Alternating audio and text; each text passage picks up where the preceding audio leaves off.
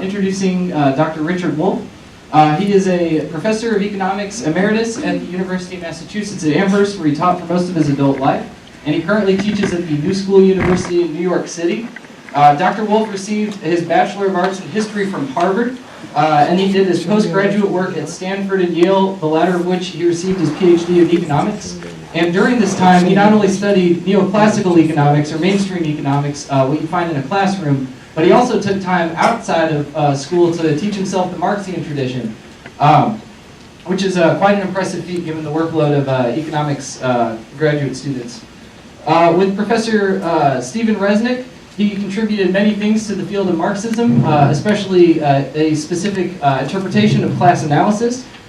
He has also written on the history of the Soviet Union, the current global economic crisis, among many other subjects. He co-founded the journal Rethinking Marxism, which has published quarterly now for 25 years? A little bit longer than that? Yeah. So it's a theoretical journal for Marxism. It started out looking at economics issues, but then expanded to politics, society, culture. It's very cool. Since the crisis, Dr. Wolff has written numerous articles and books explaining the causes of the crisis from a Marxist perspective, similar to what we'll hear tonight. He is currently interviewed 2 to 3 times a day by mainstream media outlets. He also founded an organization called Democracy at Work, which is an organization that seeks to improve or spread the workers' cooperative movement, transitioning traditional capitalist hierarchical enterprises to democratic workers' cooperatives. This organization also produces a weekly radio show called Economic Update, which now airs on 75 stations, and recently, 3 weeks ago, was added to the Free Speech TV, which has 40 million viewers as opposed to the radio program, which was reaching over 2 million. He also travels the country and does things like this pretty frequently. Dr. Wolff has greatly influenced not only the Marxian tradition, but he's also fought for its standing as to be taken seriously in the academy. He's made it accessible to many and understandable by people who are either afraid of or don't know much about Marxian thinking. And he has strongly influenced my own intellectual development, and he has inspired me to not only learn more about Marxism, but to question those basic facts that society tells us to accept without much thought, such as Marxism and all that is evil. And he has continuously challenged me to expand my own horizons. So without further ado, Dr. Richard Wolff.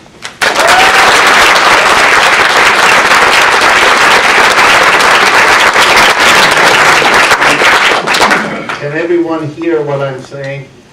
If, as I go along, I fade out, say something. Don't stand on ceremony.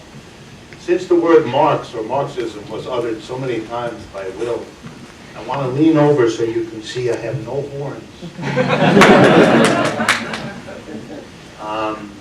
America is a strange country. You've probably already figured that out.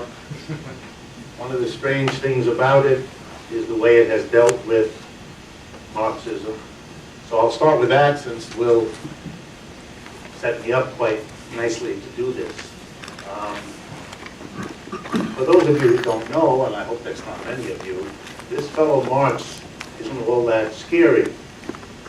He was a child of middle-class parents. He went to school in the 19th century in Germany, wrote his doctoral thesis in philosophy, decided that the world needed to be changed as he became aware of how it was, and switched over and studied economics. He got involved in some struggles of workers to improve their situation, trying to build a union. That was not very popular with the authorities in Germany at this time. So in those days, if the government didn't like what you were saying or doing, they didn't throw you in jail and they didn't kill you. And for many people around the world, that's already a plus. But what they did do, the punishment of the day, was exile. So the Germans basically threw him out. And they sent him down the road, because it's not very far, to France. But the French police were waiting at the train station when he got there. They said, you can't stay here either. They put him on a train north to Brussels. That's not very far either, in neighboring Belgium. And he went there, and the police did the same thing. And so then he took the train and then the boat and went to London.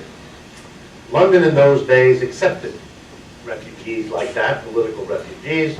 So he spent the rest of his life in London. most of his adult life, when he wrote all the famous things he wrote. He wrote as a refugee exile in London, writing in English, studying in English. The English language became the basic language he used. Who was he? Oh, by the way, he died in 1883, so about 150 years ago. He was an interesting thinker because of his criticism of capitalism, which is why we read him today, the people who have been influenced by him. Here was his basic thought. Marx, like other people of his day, loved the French Revolution, these glorious days in France in 1789, when the people of France rose up against Louis this, Louis that. There were many Louis. French people learned to hate each one a little more than the one before. Until finally they couldn't stand it anymore, and they separated the Louis from the rest of the heads of the Louis from the rest of their bodies. That seemed to have solved the problem. No more Louis. The slogan of the French Revolution, you may remember, 3 words. Liberté, égalité, fraternité. Liberty, equality, and brotherhood in French. And that's why Marx loved it, as did people like, oh, I don't know, George Washington, Thomas Jefferson. They all loved it. They all loved that slogan. Liberty, equality, fraternity. And Marx loved it too. And Marx bought the idea as a young man that the end of feudalism, that other economic system with lords and serfs that had been in Europe for 1,000 years, the end of that system being replaced by capitalism would be the beginning of a world described by liberty, equality, and fraternity. That's what Marx hoped for, as did all the progressive people of his generation, including those who made the American Revolution. The problem is, Marx came a few years later, and by the middle of the 19th century, 50 years or so after the French Revolution, Marx looked around him, a young man, and he said, well, we got rid of feudalism, we got capitalism. But we didn't get liberty, equality, and fraternity. Not even close. He looked around at the Europe of the middle of the 19th century. For those of you that remember maybe reading Charles Dickens at some point in your life, that's the society he was looking at, the society that Charles Dickens wrote about, or that Emile Zola wrote about, or Maxim Gorky wrote about, or Jack London here in this country wrote about. A capitalism that was dividing rich from poor, that made the lives of most working people pretty grim. And so he said, this is all Marx's basic ideas. The transition from feudalism to capitalism didn't bring us liberty, equality, and fraternity. And so I'm going to try to figure out why not. What is it about capitalism that didn't deliver on its promise? The promise of liberty, equality, and fraternity. And he spent the rest of his life trying to answer that question. The basic answer he came up with, not to leave you in too much suspense, was that capitalism is not different enough from feudalism to do what it promised. In fact, capitalism is so like feudalism that not only is it not the vehicle for liberty, equality, and fraternity, it's the obstacle to those things. And if you want liberty, equality, and fraternity, you're going to have to go beyond capitalism. That is, he became a critic of capitalism. And his adult work, ultimately captured in those 3 volumes of Capital, if you ever have a chance to read it, is an analysis of how and why capitalism doesn't bring you liberty, equality, and fraternity. And that's why you have to go to another system. It's not able to do that. And he spawned a whole series of writers, thinkers, social movements that were critical of capitalism, basically driven by the idea that the human race can do better than capitalism, and that therefore, since liberty, equality, and fraternity are our goals, we should figure out how to do that. How to be a society that does better than capitalism. Here's the problem, though, which is why I had to show you that I had no horns. That we have lived in the last 50 years in the United States in a society that is afraid of such a criticism. Afraid to look at it, afraid to read it, afraid to teach it to students, afraid to debate it, afraid to do anything other than pretend it isn't there. So let me give you myself as an example. William was very nice and said I went to Harvard, Stanford, and Yale. That's true, the only schools I ever went to. So I'm like a poster kid for elite education here in the United States. It's been very useful in my life because when I got myself into trouble for being a critic of capitalism, which I am, whenever I got into trouble, I waved my pedigrees. And people backed off. You know, like in those movies, if the devil is coming close to you and you wave garlic, the devil goes away. Well, those degrees smell like garlic anyway, so pretty close, it worked. In those universities where I picked up 1 bachelor's, 3 master's, and a PhD, I'm loaded with degrees from just the right universities. Hear me out. I was never required to read 1 word of Karl Marx in any of those institutions. Not 1. Now, that's pathetic. That's childish. That's shameful. What were they afraid of? That I might become infected? I might find the criticisms that I would read there interesting? Maybe learn something? So what did they do, these great men and women? I was about to say men and women. There weren't many women in those days. My great teachers. I didn't even think about it. They kept me from that stuff. I had to go learn it on my own. And I'm lucky I did. Because that tradition is a criticism of capitalism, the system we have. The way we organize production. Capitalism. I even have a definition from Marx, it's a good one. Here's his idea.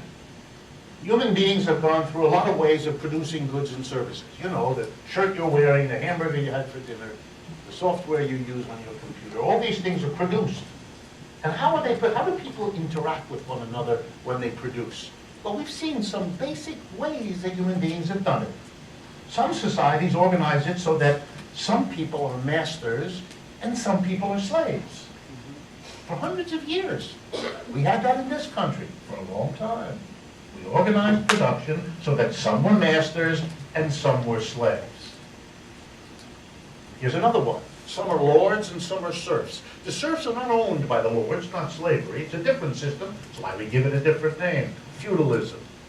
You're born to parents, and wherever you're born, that's where you stay. And whatever your parents were, if they were serfs, you're one too. If your parents were lords, you're one of those. It's just a question of the luck of the draw. And then capitalism. It's not slavery, you can't own anybody. It's not serfdom, where you're stuck with wherever you're born, have to do whatever your parents did in the same place for the same lord's family. No, we have a different system. It's weird, it's different. We have some people who are employers and other people who are employees. Unless most of you are very unusual, you're in the second group. You are employees, or you're going to be one, or you're hoping to be one. And there's something very interesting that Marx came up with. He said, you know, that's the problem. When you get rid of slavery, masters and slaves are gone, you're hoping to be free. You're hoping to have, well, you might call it liberty, equality, and fraternity. But if what you get is feudalism, you're going to be disappointed because the lord and the serf is all that different from master and slave. There are differences, but they're pretty close. And Marx said, that's the clue. We got rid of feudalism. We got rid of lords and serfs. But what we instituted was a system of employers and employees. And guess what? It's the same thing. We're not going to have liberty and equality so long as we organize things in the way of some of us being employers and some of us of being employees. Well, let's see. Let's see, was Marx right about this? Let's take a look. We're going to do a quick history here of capitalism here in America to see whether Marx's idea pans out. So here in America, we have some native people. The Europeans amongst us got here, and we solved the problem of native people in what would now be called ethnic cleansing. We killed them. Those we didn't kill, we stuck in places of land where they could die slowly. And then we instituted the system we brought from Europe, which was a system of employers and employees. And how does that system work? Well, let's see. Bear with me, I'm going to give you a 3-minute economics lesson, teaching you something I hope you already know. When an employee and an employer get together, and if you haven't had this experience, don't worry, you will. You have a conversation. The employer, when you discuss the work you hope to get, this job you're hoping for. And you go back and forth, and then you get to that big question. The money. You want to know how much are you going to get paid. And let's assume the employer says to you, how about $20 per hour? And maybe you feel pretty good about that. And you say, okay. Okay, everything's done now. You're going to come to work, 9 to 5, Monday to Friday, and you're going to work, and you're going to get paid $20 an hour. Here's the analysis of the relationship now. Let's do it. The boss, the capitalist, the employer, is going to pay you $20 an hour. Every hour you work, using your brains and muscle to help produce whatever that employer makes. Ladders, shirts, hamburgers, haircuts, it doesn't matter. For every hour that you help produce that stuff that he makes in his shop, he's going to give you $20 an hour. And your work there is going to give him more things to sell than he would have had if he didn't hire you. That's why he's hiring you. He'll have more haircuts or more hamburgers or more ice creams or whatever it is you help make. Here's what you know, even if you never quite thought about it this way. If he pays you $20 an hour, how much extra stuff for him to sell would your labor have to produce? In other words, how much is your labor going to be worth if he pays you $20 an hour? Let's do it.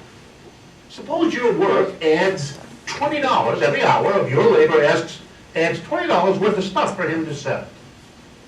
Okay, he'd sell what you produce, get the extra $20, and turn it over to you, because he promised to pay you $20. Which would mean, what's in it for him? Yeah. Good. Nothing. This capitalist would have to be doing this because he likes you. Because you're going to get your 20. He gets nothing. Well, I have news for you. You may have figured this out already. No employer, other than your own Uncle Harry, is ever going to do this. The employer is only going to hire you if one thing is true. In your hour of work, you produce more than what he pays you. Because otherwise, he's not going to pay you. Do you understand what I just said? It means that whenever you have said to yourself or heard anyone say to you, I am never going to take any job or I'm not paid what I'm worth, you don't understand the system. That's never going to happen. For those of you who know what I'm saying, here's how you can recognize that you're aware of what I just told you. It's all those days on your way back from the job you have, where you have that vague feeling, I've just been ripped off. Exactly. Yes, you have. That's why so many of you stop on your way home at a place that advertises that if you go in there, you're going to have a happy hour. Because it helps you to distinguish that one from all the hours that precede it. You are laughing, but you are laughing in recognition, aren't you? Marx figured that out, what I just told you. That in all capitalist systems, workers produce more for the employer than they are paid. You feel ripped off, it's because you are. And if you permit it, then think about what that says about you. And if you're surrounded by other people who permit it, think what it says about them. But now let's follow through where this leads. If workers produce for the employer more than the employer pays them, what do the employers do with it? Well, the first thing to notice is they do whatever they want with it because it's theirs by the magic of capitalism as a system. Let's review. You produced it. They got it. They do what they want with what you produced. Of course you feel ripped off. How else should you feel? It would take many, many hours in a classroom or a church to be persuaded that this is reasonable, what is being done to you. Fortunately, many of you have had those hours in those two institutions and are perfectly comfortable with this. It's my job to undo that. What does the capitalist do? Now imagine yourself in the typical modern capitalist enterprise, a big corporation. I don't know, let's pick a few. Apple, IBM, General Motors, Ford, Google, it doesn't really matter. Most big business in America and in other countries is done by corporations. And the interesting thing about corporations, they're kind of large, by the way, mostly. And let's see who is the employer and who's the employee. Let's take General Motors, 1,000 workers. Whoa, 100,000 employees who come 5 days a week, give 8 hours of their brains and muscle to produce those wonderful cars, trucks, and so on. If all of them produce more than they're paid, and there's 100,000 of them, where is all that extra, that what they produce more than what they get paid back? But remember, General Motors sells all the cars, takes the money, pays the workers the part was promised, and they keep that extra. That's what they're in business for. It's called profits. What does General Motors do with all that? Who, by the way, gets it? Well, in a corporation, there's a group who get it. They're called the board of directors. They run capitalist corporations. Typically, they're 15 to 20 people. Let's do that. 15 to 20 people are on the board of directors of General Motors. Yep. 100,000 people work for them. Yep. Wow. Think about it. 100,000 people, each one delivering a service to those 15. What do they do with all of that profit? The profit of General Motors, by the way, is in the tens of billions every quarter. We know it's big. It's up to them to decide what to do with it. Let me do this again. 100,000 people produce it, and 15 people decide what to do with it. A little bit later today, I'm going to try to ask you to square that with the concept of democracy. So let me say it again. 100,000 people produce this profit.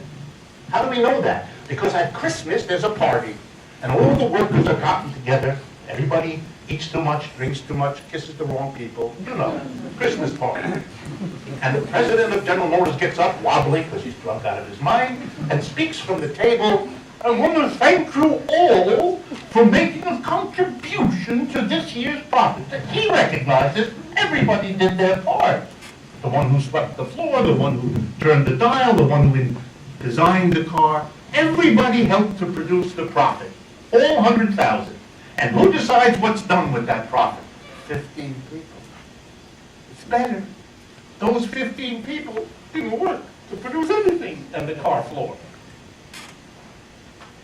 You produced it, you're one of the 100,000. If not in General Motors, then whatever company you work for. You produce it, someone else decides what to do with what you produce. What control do you have over that person? Nothing. You don't vote for them or against them.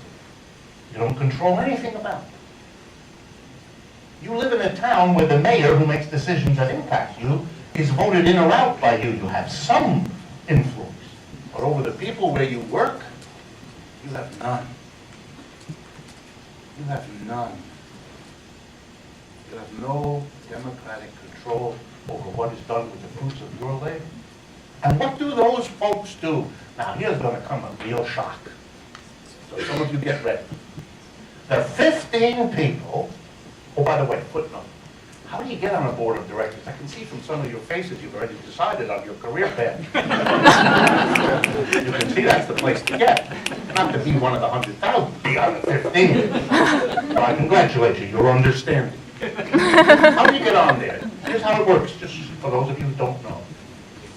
Shareholders vote every year who gets on the board of directors. That's how it's done. And here's how it works. For every share you own, you get a vote. Let's do it again. Every share you own. So, for example, if you happen to own no shares of General Motors, that's how many votes you get. If you've been working at General Motors all your life and you have no shares, you get no votes.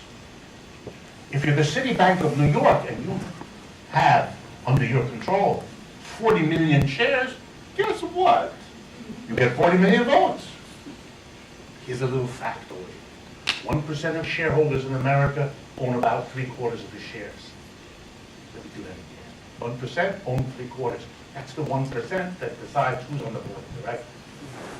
That's how you get it. Those 15 people put there by the richest 1% of Americans, they're the ones who decide what's done with your profit. And here comes the shocking news.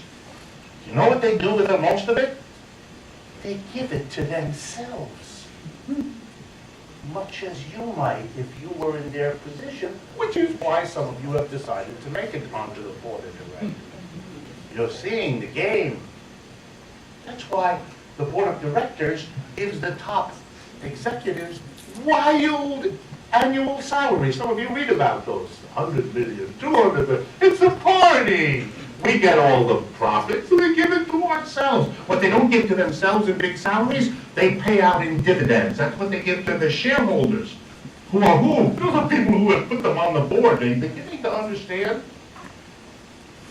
That's how the rich get rich in America. Don't be fooled. It's not because you're a great basketball player or you're the most beautiful actress the world has ever seen. Do those people get rich? Yes. But that's not the way most people do.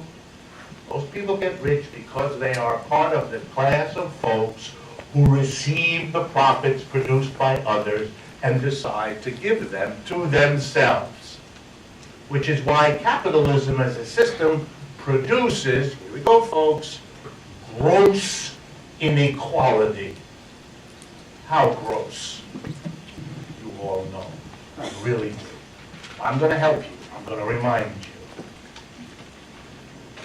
The agency in the world that keeps the best records on inequality of wealth is something called Oxfam. It's a British operation. You may have heard of it. It's been around a long time. They issue annual reports on the distribution of wealth and income. They issued one in February, last month.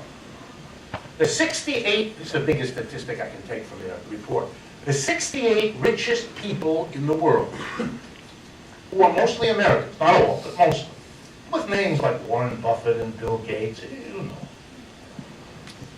The 68 richest people in the world in our capitalist global economic system have as much wealth together, those 68.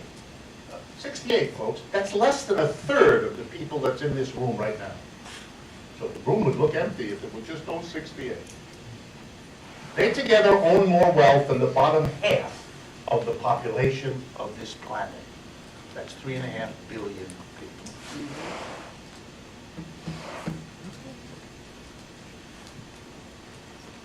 68 people have more wealth together than 3.5 billion. I don't believe any of you, those of you, let's say, who are religious, and draw your Christian morality from the Bible or such other doctrine, you're going to have a hard time squaring whatever commitment you have to what I just told you. Why? Because all the worst diseases in the world are in those bottom half of our population on the earth's existence.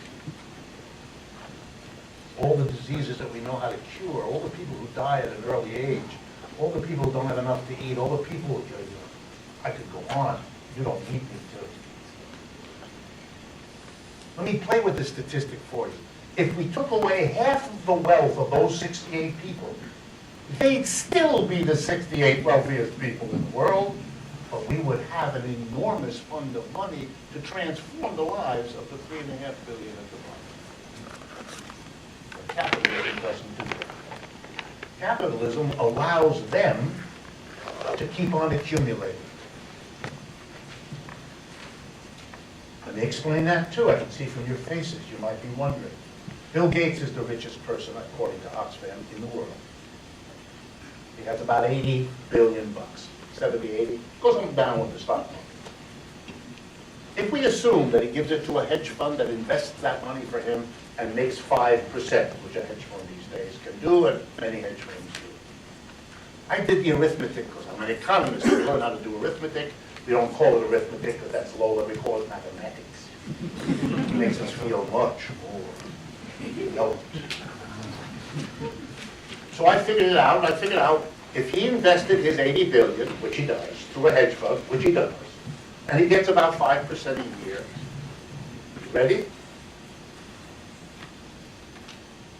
He gets about $82 million a week. Make sure you all heard me. Every week. That's why Bill doesn't buy lottery tickets. Because he wins more than the lottery without buying the tickets. You buy tickets because you have a fantasy of living like that one day. He doesn't buy any tickets. His biggest job is to figure out, oh, what do I do with the 80 million this week? That's why he becomes the richest man in the world. Everybody else on earth could do more with that 80 million. But he doesn't even pay attention. Why should he? There's no point. This is a level of inequality that you would have to go back to ancient Egypt and the Pharaoh to find this sort of thing. Capitalism has produced a level of inequality that is mind-blowing. And inequality is the least of it. Here's another thing about capitalism that Marx pinpointed. He talked about this inequality, he explained where it comes from. These tiny groups of people who get the surplus produced by all the workers, the profit, the extra they produce beyond what they get paid, all comes into their hands and they give it to themselves in large amounts, sure. But here's another peculiarity of the system. Every 4 to 7 years, it crashes. Every 4 to 7 years, wherever capitalism has landed itself and settled in as the economic system, there's a downturn. Sometimes the downturns last for a long time and cut very deep. You know, like the one we're in now, which hit in 2008. Notice something? That's a long time ago. We're still in it. But the big doozy was in the 1930s. The one that hit in 1929, that I'm sure you've all heard about. Hits in 1929, lasts until 1941. Whoa! 25% was the unemployment rate in 1933. That's 5 times what it is now. Terrible official rate. That's terrible. Between the end of the Great Depression, 1941, and the onset of the Great Recession, which we call this one, in 2008, there were 11 more every 4 to 7 years. If you lived with a person as unstable as capitalism, you would have moved out long.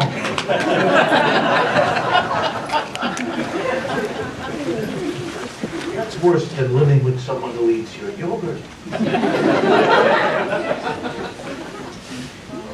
But you live with this thing. It's affecting whether you have a job when you graduate. You graduate the wrong 4 to 7 year period, you're graduating into nothing. Uh-oh. And now add the following.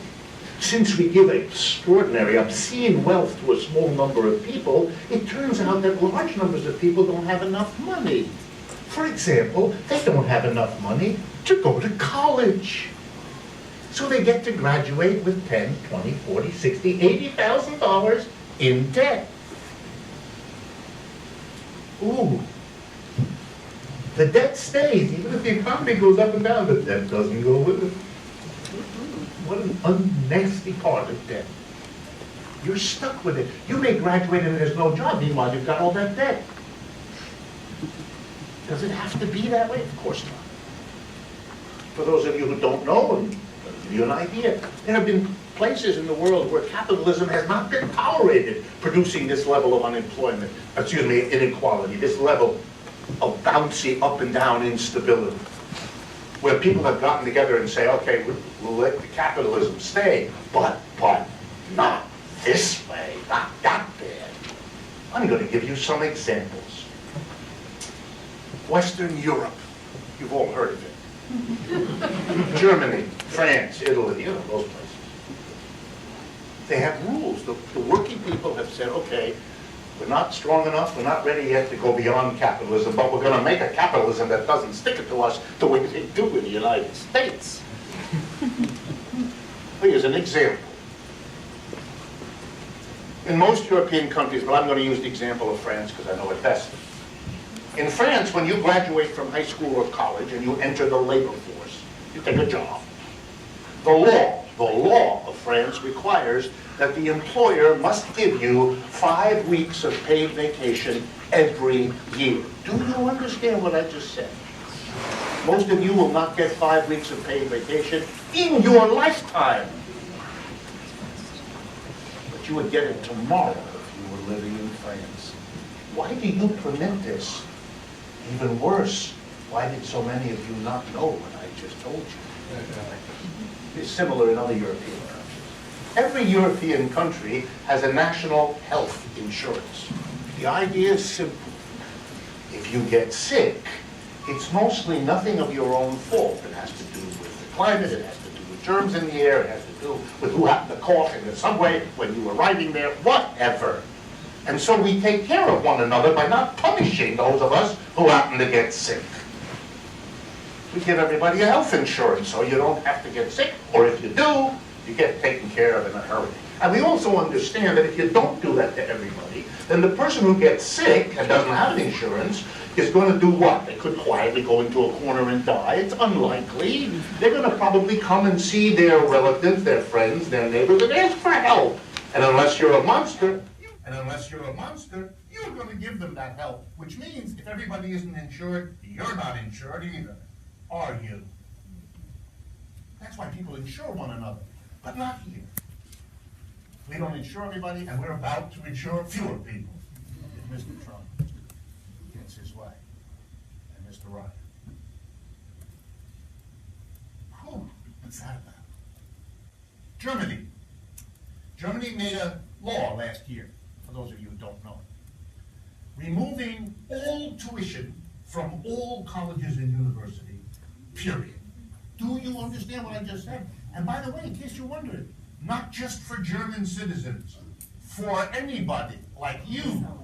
You go to Germany, did you hear me?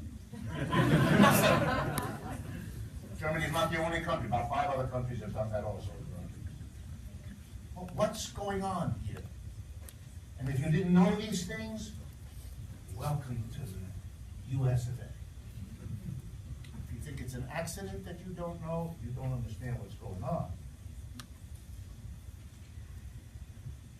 Over the last 40 years, capitalists, employers, have made one more decision which Marx, who died long ago and didn't see this, would have been interested to talk to you about, so I'm going to do it for 2 minutes. Over the last 40 years, capitalists here in America came to a decision, you might call it a eureka moment that they had back in the 1970s. They looked around the world and they said, you know, we have been fighting with our American working people for a long time, and they've been successful in pushing up their wages. They live pretty well here, these American working people. Pretty well. But we're paying them the wages that allow them to live pretty well, and we don't need to. Because with the modern jet engine, which came in around the 1970s, and modern telecommunications and internet and all of that, which came in around the 1970s and 80s, we don't have to produce here in Missouri. We can produce someplace else. And with modern cameras and electronics, we can supervise what people are doing in India or China or Brazil, or just as we used to supervise people across the street. But there's a nice difference. The minimum wage currently in Bangladesh, where a lot of you currently are wearing clothes, come from there. The minimum wage in Bangladesh right now, $48 a month. Okay? You gonna compete with that? If I close the factory in St. Louis or Kansas City, and I move to Shanghai or Gujarat or Sao Paulo in Brazil, I can pay people a small fee. Why am I paying you, Americans, big bucks? I'm gonna move it over there. Produce it there, even though I have to ship it all the way back. That doesn't cost as much as I'm gonna save by paying low wages. So I'm gonna close the factories of America, which for the last 40 years have been done in your state as in all the others of this country. The jobs are gone. Because capitalists wanted to make more money. No mystery here. They wanted to make more money, and they did. And so the rich who owned those companies got even richer. You didn't, but they did. You lost your job, or your cousin did, or your uncle did, or your neighbors did. And the capitalists came up with another great idea. If it's inconvenient or dangerous for us to move the factory to where the workers are cheap, let's bring cheap workers here. Bring them here. And they did that. And then they said, you know, there's another thing. With this new technology, we can substitute a computer or a robot. And we can save even more money.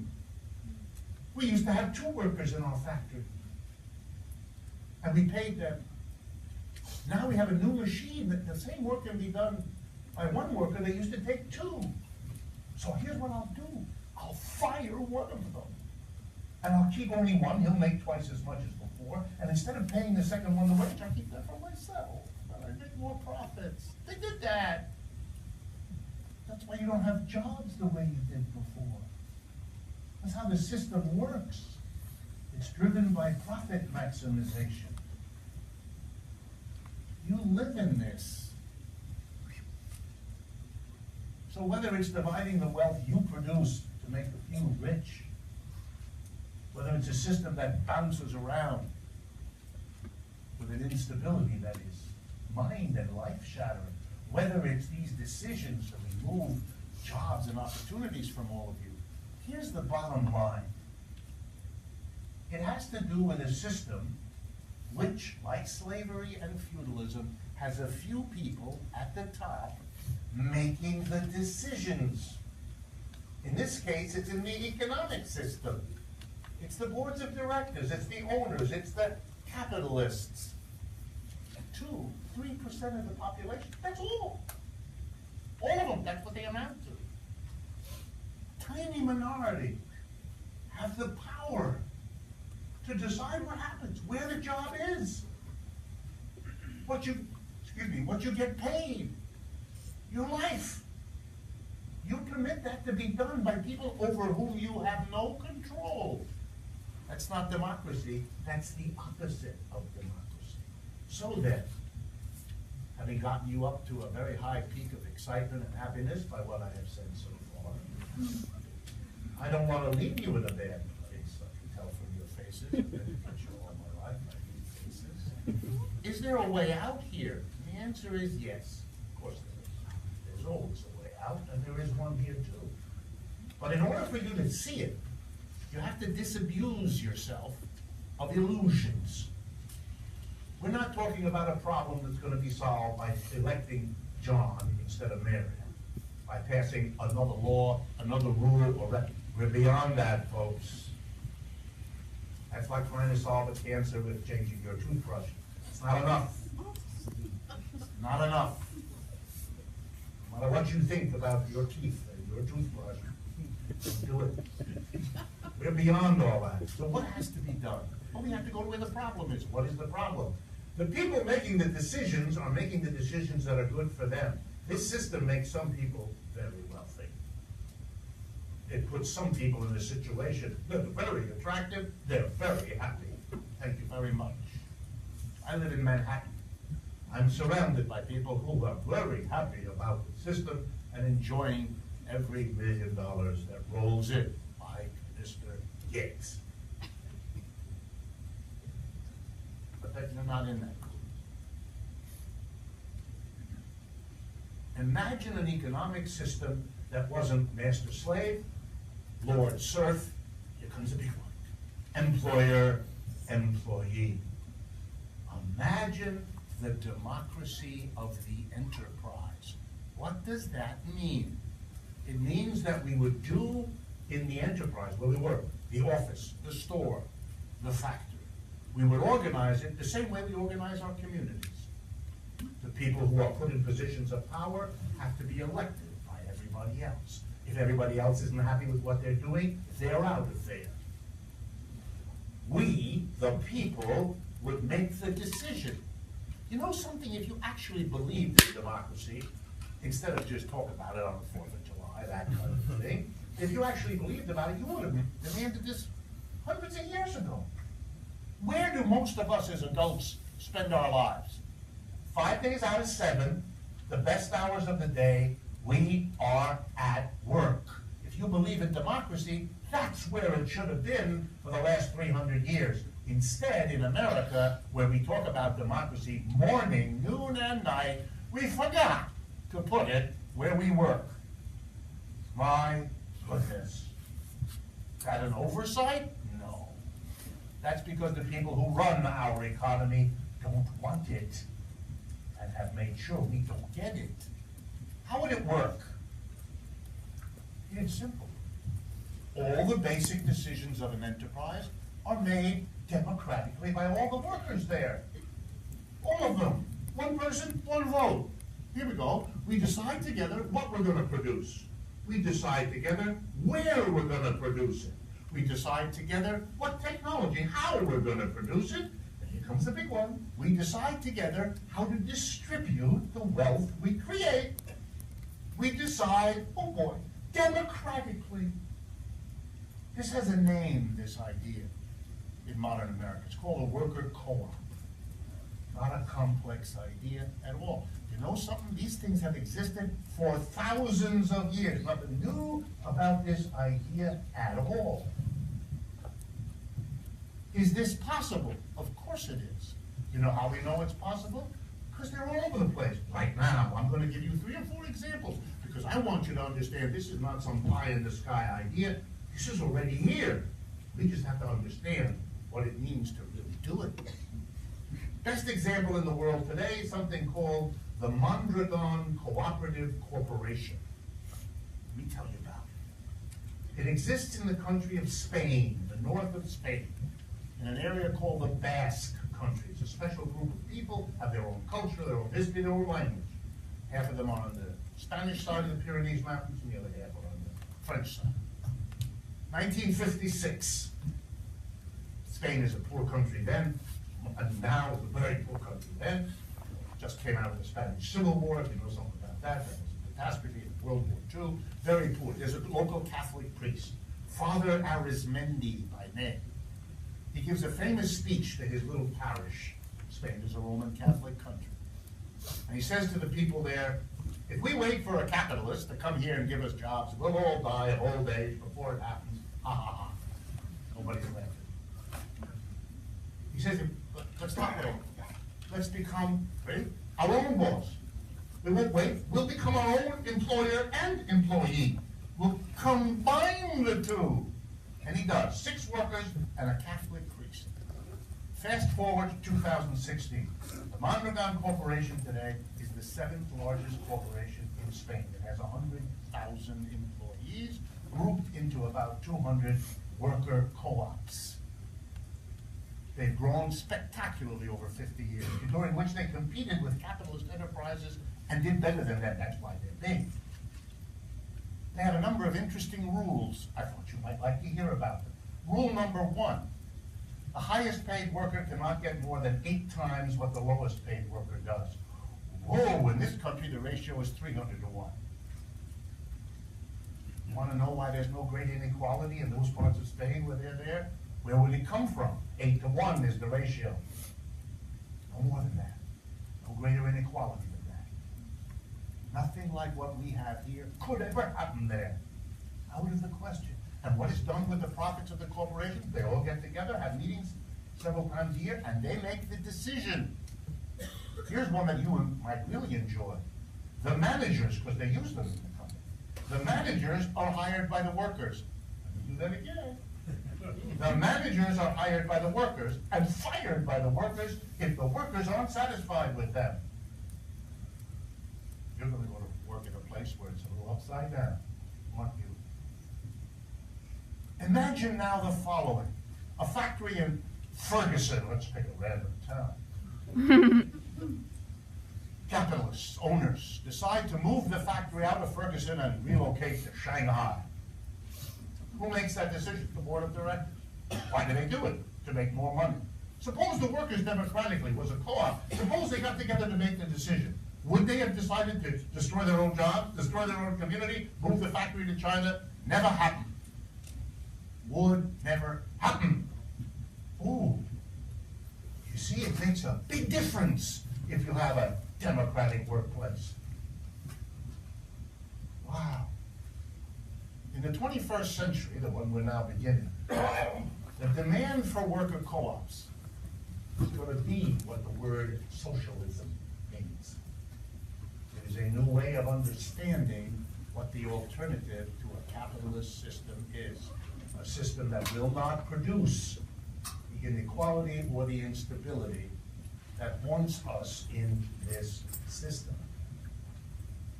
It is an extraordinary opportunity. This is not what socialism has meant. It is a new meaning.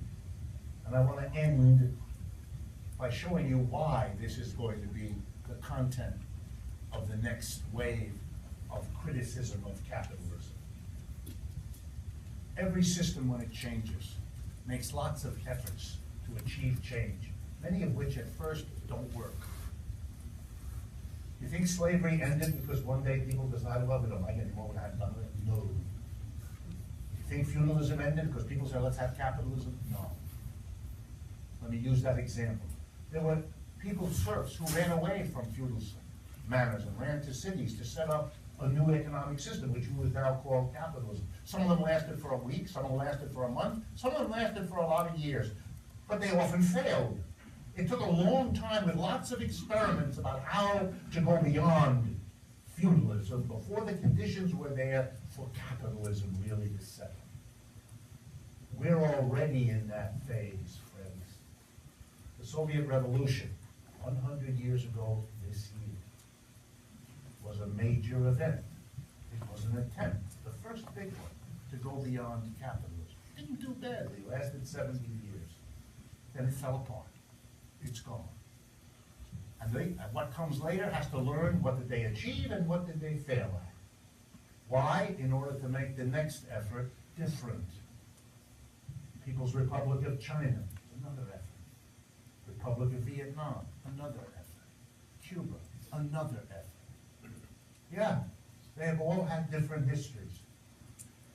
In this century, the one you're mostly going to live through, the new direction will be to change society at the base, at the workplace, in the office, the factory, the store, to bring a democratic organization so to solve the problems of instability, inequality that have haunted capitalism from its beginning. It is an amazing prospect. offers us a way out of where we are. Last point. Much of what is debated in our country is over the so-called redistribution of wealth. We fight over our tax system because the tax, for example, the progressive tax, income tax, takes a larger portion of rich people's income than it does of poor people's. That's why we call it a progressive tax. We're fighting over that all the time. You know that. We're fighting now over the health care, the taxes that pay for Obamacare, et cetera, et cetera. We're constantly fighting with one another to redistribute. You know why we have to do that? Because the distribution is so unequal. People can't stand it. Many of you are already angry about the debts you're having to carry to get a college education. The whole country benefits from having an educated population. Why do we saddle a generation with debt? What a way to cut back on our own education. It is self-destructive behavior. And you all kind of know it. The anger is building. That's why we're getting weird votes in the world. The vote of the angry British working class to leave the European Union, as if that's going to solve their problem. The anger in the United States that votes for a, I'll be polite, strange man.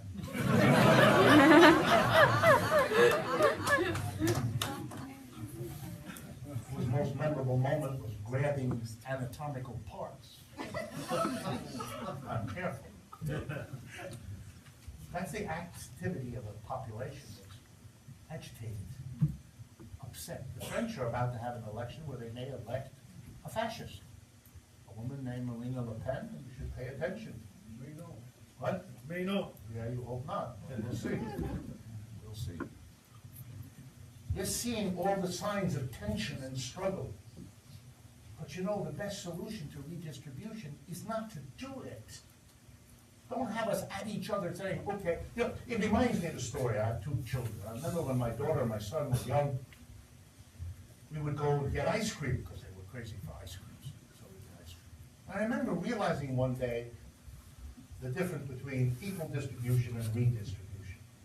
If you buy two ice creams, you have two children, you buy two ice creams. If you give the two ice creams to one kid, doesn't matter which one, and you give it to one kid, and then you give that one kid a lecture about why they should redistribute one of the cones to the other one. This produces an enmity between siblings that all of you understand too well. They hate each other for the rest of their lives. So. Because there is no argument that works at the phenomena, I had two, and I'm to give one up. So parents usually figure out, if they are not mentally challenged, that it would be smarter, rather than coming up with a good argument about why one kid should give up one of the two, don't give them that in the first place. Give them each one ice cream, then this issue is resolved. Give the American people a roughly equal distribution, and we will stop killing each other over the redistribution that some of us can tolerate and some of us can't. It is destroying this country, what we are doing. And it comes out of an economic system that works this way. There are no quick solutions. There's no candidate to vote for. There's no law. You've got to change the economic system. Some of you are looking or thinking, oh, that's a tall order. It is. But what's the option? And let me give you another ray of hope in conclusion. Every economic system that the human race has ever toyed with, used, has been born, has evolved over time, and then has died. Slavery, born, evolved over time, died. Feudalism, born, evolved over time, died. Tribal economic systems, born over time, evolved, died. Well, what do you think might be in store for capitalism? It's been born, it's evolved. And if you understand the rise and fall of every system, then you have to ask the question, gee, are we there yet?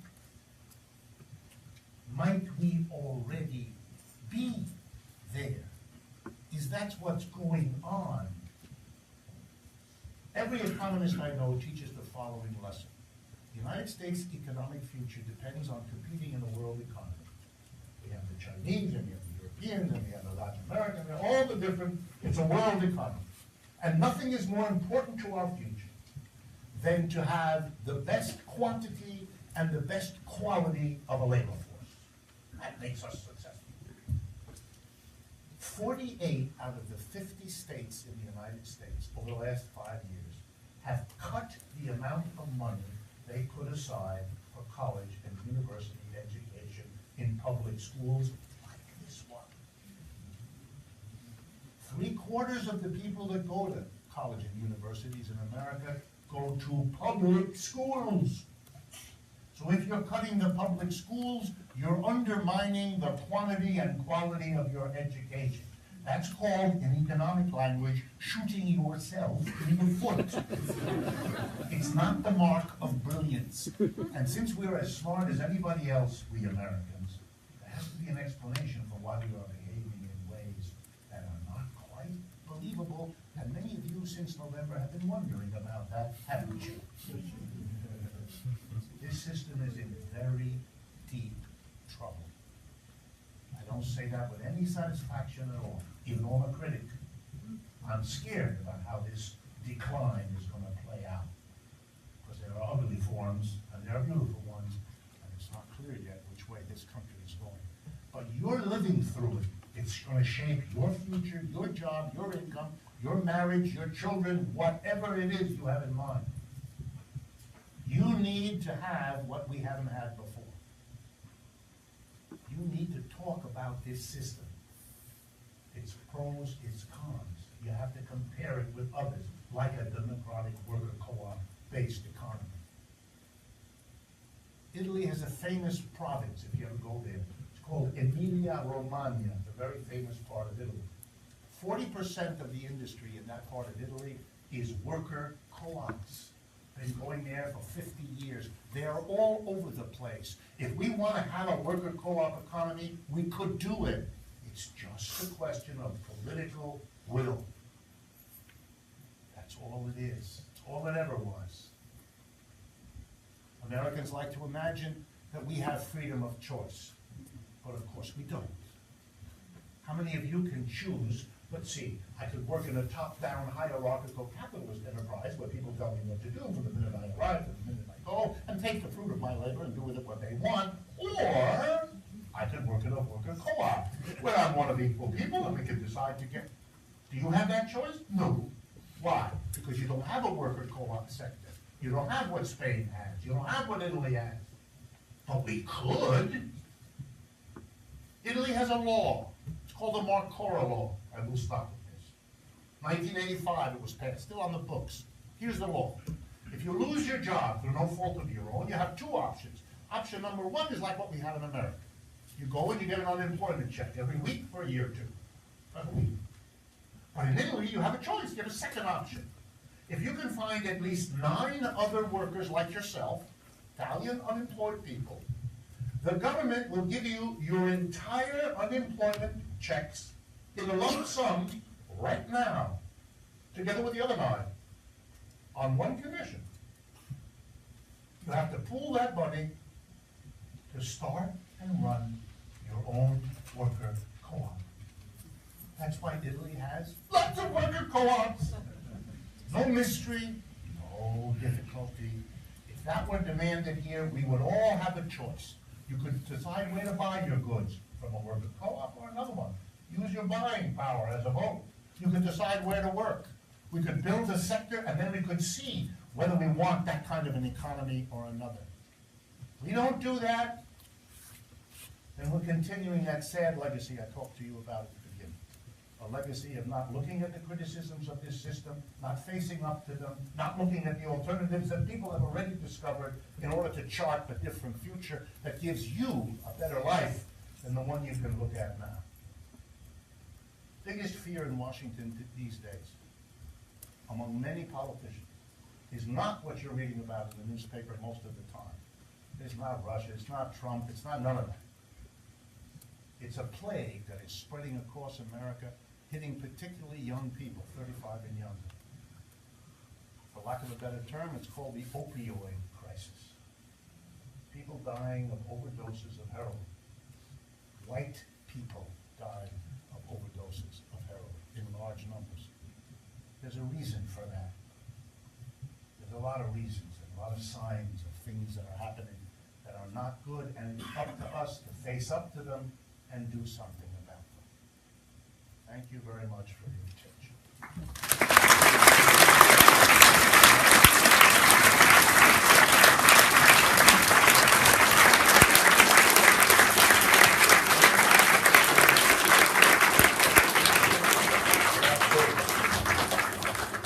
Good. Professor Wolf says he still has energy for questions. So I have a mic. Will has a mic. So we'll take questions from both sides of the room. Hi, how are you doing? My name is Aaron. I'm not an economist, and therefore the questions that I'm about to pose might be utterly ridiculous. But I envisioned a competition, a model where you have co-ops competing against the status quo corporation, and that because the status quo corporation have more freedom to relocate their production overseas, they would outcompete on just that one dimension in terms of that cost of labor savings. And of course, there are many, many different costs. That's just one cost. They can beat these co-ops and force these co-ops into something like a prisoner's dilemma. If we don't go there, other people would go and beat us. Now, but then there's another component where you have employee owners like Home Depot. We've seen a history of the companies doing very well because these employees really care about their company and the well-being of the companies, and therefore they might put extra hours or not paid, do extra things for the company, and that actually wound up competing against the other companies, such as the corporations. So do you agree that in order to convince a lot of people about the viability of the proposal of a democratic company, that we need to look at the ROIs or the ROEs of these companies, vis-a-vis one another, two types, and not just, they're doing well, some of these companies are doing well in Italy, but a very comprehensive data gathering exercise in looking at which type of organization, company organization is more profitable, in order to say, okay, maybe this prisoner's dilemma type of situation will not happen if we consistently find that the co-op companies have higher ROEs and higher ROIs than the traditional corporations. Do you think this is some kind of, or has this type of research been done before among the economic community? I'm very interested to know the result of that.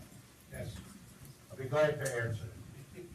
A proper answer, however, requires that we face up to something called the ROI, return on investment, and so forth. In other words, the rate of profit that you could get from these two different kinds of situations. Return on investment is a calculation made up by a corporation. How much profit does it get for the investment it makes in a line of business?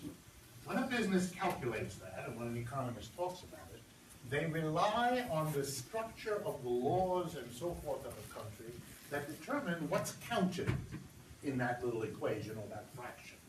Let me give you an example.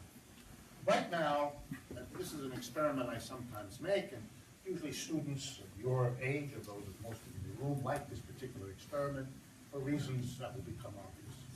So what I do is I ask you, everybody to stand up, take off all your clothes. That's also someone who did like this. Then you come to the front one by one, so everybody can look at you while you're doing this. And over here we put the pile of all the clothing that you've taken off that was made outside the United States.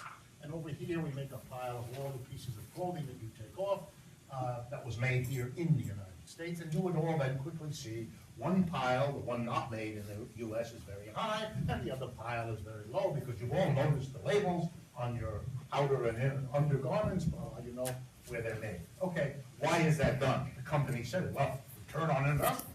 We pay nothing to the workers of Bangladesh or China or India. And, oh, interesting. If you now wear all of you clothes from far away, you do understand something. You understand that if the clothes are made in Bangladesh, they have to travel 10,000 miles on a boat that dumps sewage into the water, that pollutes the air with unmentionable amounts of fossil fuel that it burns. What's the accounting of that? The answer is the private company doesn't have to account for any of the ecological damage it produces. It just doesn't count it. Oh, that's a cost that we live with, a cost that we bear in illness, in fisheries destruction.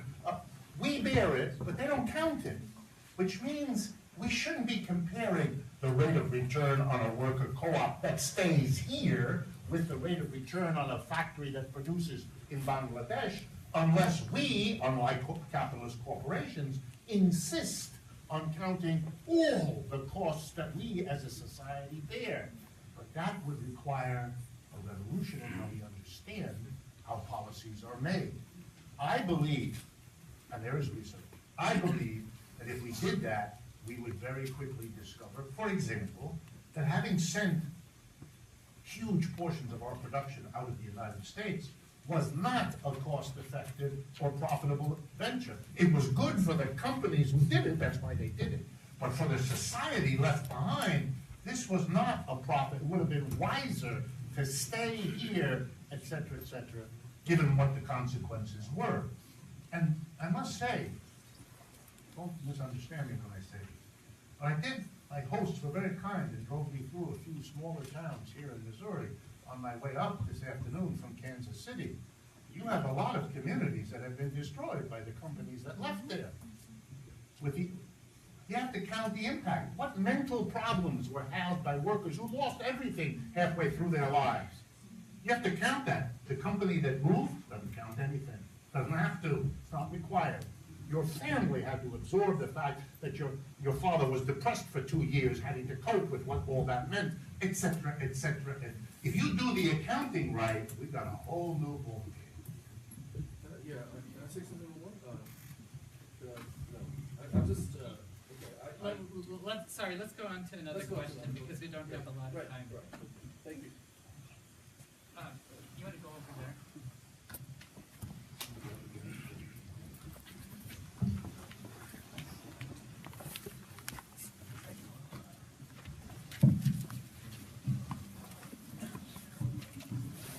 Checking. So how do incentives work in your co-op? Capitalism is based off incentives. Its entire structure is based off accumulation, basically corporate greed, and basically, for example, technology is created, or more to the point, funded by people wanting incentive. I remember one such example in California. They tried to raise the minimum wage, but McDonald's just replied, well, we'll just get rid of the workers and replace everyone with kiosks. Good. I love these sorts of questions, I really do. Because they reveal something about you all. Let's take that example. California raises the minimum wage. In order to improve the situation, basically, of all the people at the bottom of the economic scale who need a better life. By the way, if you give those people more money, they spend more money, that creates jobs and social opportunity. We decide to do that. And presumably, it's a democratic decision arrived at through discourse between Republicans and Democrats and others in the usual game. And then a company says, we're going to sabotage that by having kiosks, or leaving the state, or moving abroad. Folks, you know what the answer to that is? No, you're not. That's it. It's over. McDonald's cannot survive that struggle. This is called a bluff. Or to use a technical term, this is bullshit. This is a game because it covers the politician who then backs down. I would have loved to raise the minimum wage. What the company said. If you had any backbone, Senator, you would tell the company what we're going to do if it did that. What are you talking? This is a democratic arrived at decision to improve the minimum wage. You're not going to undo it, Jack. That's not how a democracy works. Or then let's dispense with the game about the democracy. If you allow private corporations to do that, yeah, then the game is over. But why are you doing that? Why do you accept? Are you crazy? Don't do that. McDonald's cannot function without the active cooperation of the United States government and of state governments. If those governments refuse to cooperate, McDonald's is suddenly going to be visited by so many health inspectors they won't know which way to turn. Are you kidding? Stop. This is a game. This is a political game. We're not prevented from doing the things we need as a society. They don't want us to do that. McDonald's doesn't want to have to pay people higher minimum. I understand that. That hurts their profits. I got that. But here's the news. I don't care. If they come back and tell you, well, you do that, I'm going to whack you. I'm going to remind them, you're a company, we're a country. You lose. Believe me, the minute this country starts doing that, they will be coming with propositions for compromises. I'll give you an example. I lived for most of my adult life in the city of New Haven, Connecticut, because I went to school at Yale, and the city of New Haven is the host of Yale. This is a bit bizarre. New Haven is one of the 10 poorest cities in the United States, and Yale is one of the richest universities on this planet. Under the Connecticut law, as is the law in most states, Yale does not have to pay any taxes, property taxes, to the city of New Haven, because it is an educational institution. Yale has $25 billion in assets, and New Haven is one of the poorest cities in the country. Yale said we don't have to pay. The city of New Haven, one particular mayor, with whom I work closely, said to Yale, you want to think that over again? Of course not. We don't have to pay. It's in the Constitution. Here's the things we will do. Next day, conversation begins. What compromise can we do? It's over. This is a bluff. And they don't have the cards. We do. Or to be more accurate, you do. You are the people, without whom they can't produce anything, and without whom they cannot make a buck, because they have to sell it to you. Does Mr. McDonald, whoever he is, Mr. Kroc, I believe was his name at one point, terribly appropriate name. Anyway,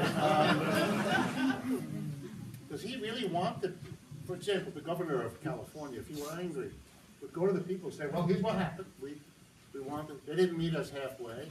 We don't think the good people of California should eat McDonald's hamburgers so much anymore. Uh-oh. Everybody's going to develop a great love of Burger King, which is the same thing, it's just spelled different.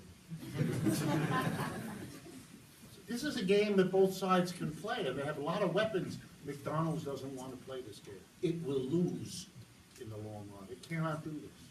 And if it loses in California, as you know, the rest of the country is just a few weeks behind. We'll do the same thing. This is not a lost cause. You're right, they will say and do.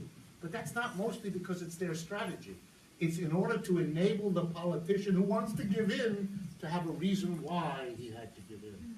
Oh, I wanted to raise the minimum wage, but they threatened to go. Yes, and? You caved in, you great leader? Next. What happened to Mark? Right here.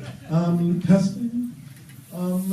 You mentioned the need to produce a change just in the economic culture, what we have workers' co-ops. I'm just going to ask a pragmatic question. How exactly would, if we imagine, say, everyone who works at Walmart in the United States who's not a shareholder, let's imagine that all of them want to produce a workers' co-op, but many of them are not making very much money or have been in any kind of administrative position before. Do you know of any pragmatic way in which they could create a successful workers' co-op, or would it be kind of like that experimental form of workers' co-ops, many of which would fail, but some of which might survive? Let me answer it in a way that may not satisfy you. By telling you how worker co-ops are in fact being formed in the United States right now as we speak. Here's the most common way, it's not the only way, but the most common way. All across America, there are what called small and medium-sized businesses. Businesses with anywhere from 10 to say 200 or 300 employees. And think of it this way. Imagine a Mr. and Mrs. Smith who started this business 20, 30 years ago when they were young people. They got together, they put their soul and their heart into building this business, and here they are now, 40 years later, they're in their mid-60s, and they have this successful business, but they're in their mid-60s, and they would like to retire. That's what's happening. Their children are on to other things in their lives. The children don't want to continue this business. They have other interests. What is this, Mr. and Mrs. Smith, what are they going to do? They come to us, and they say, we heard you had another option. And we say to them, well, what options did you think of? Well, we thought we could shut the factory down, but that's our life's work. We don't want to do that. Plus, we'll destroy the lives of these 64 people that we have built up over years, that we know personally, and that we don't. Second option, we could sell to another company, but that has the same risks as closing the factory. We don't know what that other company's going to do. 1 week after we sell it, they could do it. We don't want that. And we don't want to go public, that is to become a shareholding company. We could do it, but it was again the same problem. We don't know what to do. We don't have and we come in, we're the savior. We say, we have a solution for you.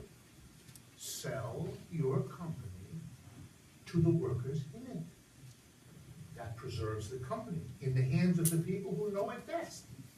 It preserves the jobs of all of those people in that company. It preserves the presence of that business in the town and all the benefits that come. It preserves the tax payments this business makes to that town that allows the schools and the parks to function. And they get excited. This is the best solution they could think of, better one than they could think of.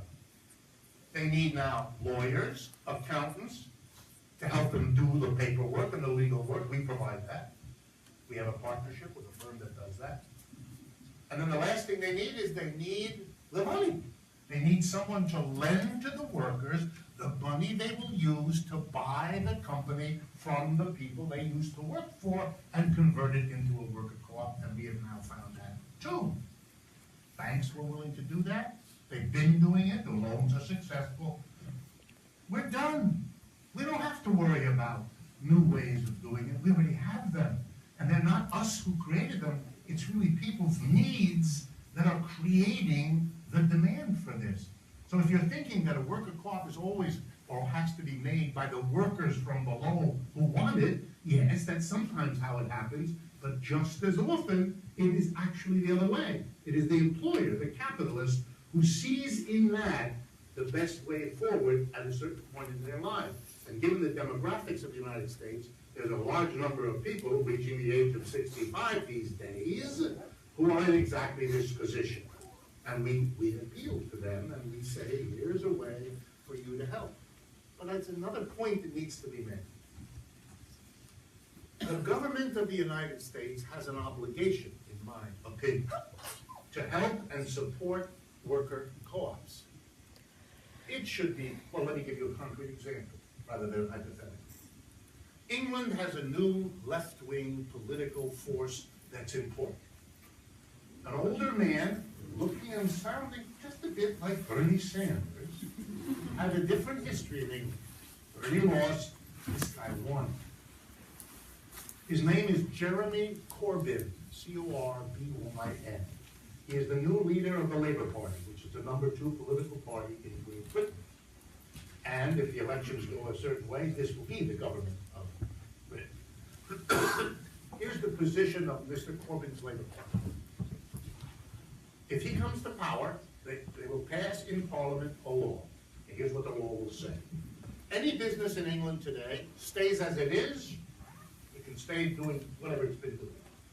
But any business that comes to the point where it's thinking of closing, or any business that's coming to the point of thinking of selling itself to another business, or any business that's thinking of becoming public, having shares, will be required by law, before it can take any of those change steps, to give its own workers what's called the right of first refusal, the ability of those workers to buy that company.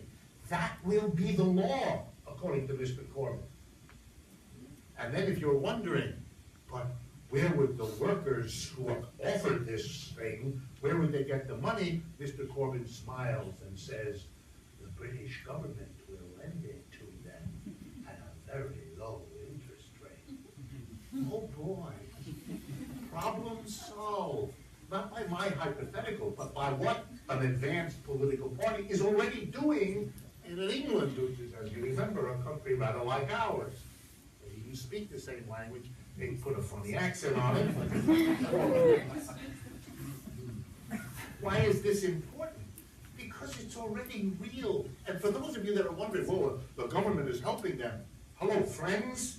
The American government has helped capitalist industry in this country from day one. With tax breaks, subsidies, building the road right where the factory needs it. 8 million programs passed by the United States government, passed by each of the states, including yours. Do some research. You'll see that the governor of Missouri has been finding ways to help business from day one. That's a major activity most governors do. So we're not asking for worker cost to get something government hasn't already done. We just want a level playing field. Do for the worker co-ops kind of what you've been doing for the capitalist enterprises all along, so that the American people have a choice. You see, as I spell it out, this is a viable political program. Now imagine a political party in the United States, a new one, which said, we're different from the Democrats and Republicans. Those are two parties committed lock, stock, and barrel to capitalism. We are not. We offer the American people a new direction. And if you're a worker co-op, you need to support this new party, because we're going to get the politicians in, and we're going to get the laws and regulations changed to facilitate your growth. Right now, you just have politicians, Republicans and Democrats, who facilitate the growth of capitalist enterprise. For the first time, we'll have a politics, which we should have had for the last century, in which the pro-capitalist political party has to fight and debate against the one who thinks we can do better than capitalism. By the way, the slogan of the Die Linke party, the third largest party in Germany right now, the slogan of that party in Germany is, we can do better than capitalism.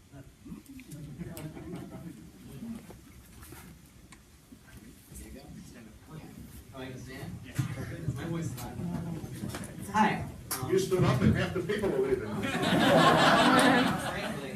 Okay. Don't take it personally. Yeah. So for those of us who are already leftist-minded, I was wondering, how would you go about addressing disillusioned middle-class white families in particular who largely went Trump? How would you go about convincing them that their problems are not caused by, say, undocumented immigrants, but rather the capitalist class? Two ways. The first one needs a preface. I don't know how to say this in a polite way, so I'll just say it. The level of economic literacy in the United States is very, very low. Americans do not, and it's an interesting question why, I don't know the answer to that. It's a good question, but I don't know the answer.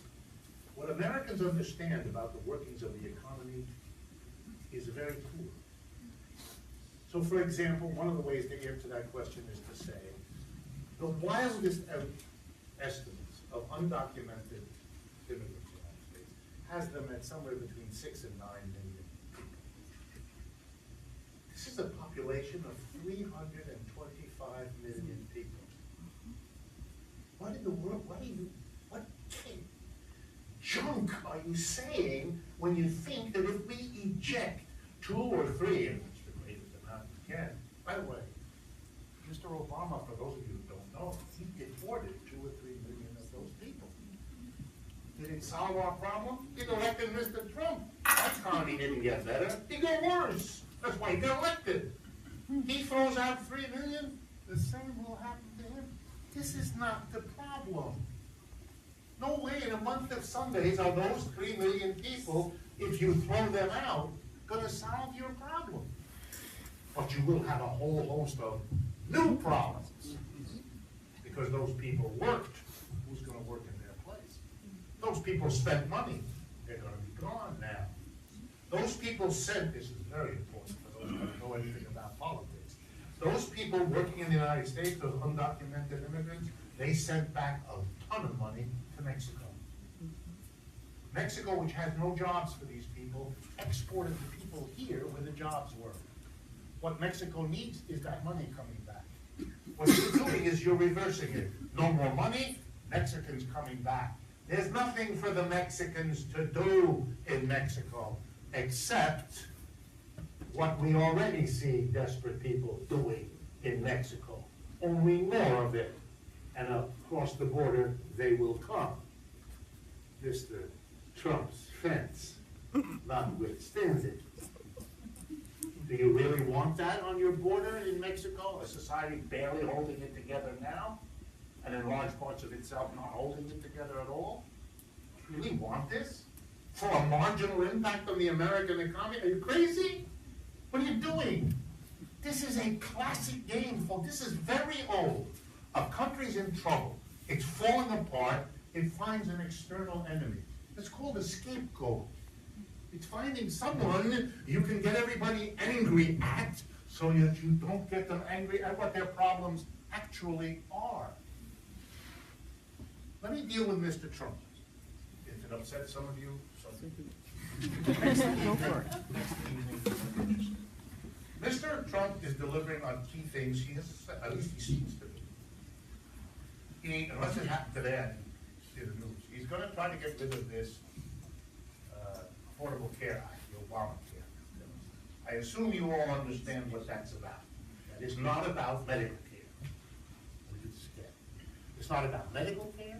It's not about mandates. It's not about any of that. It's about taxes. Obamacare was paid for.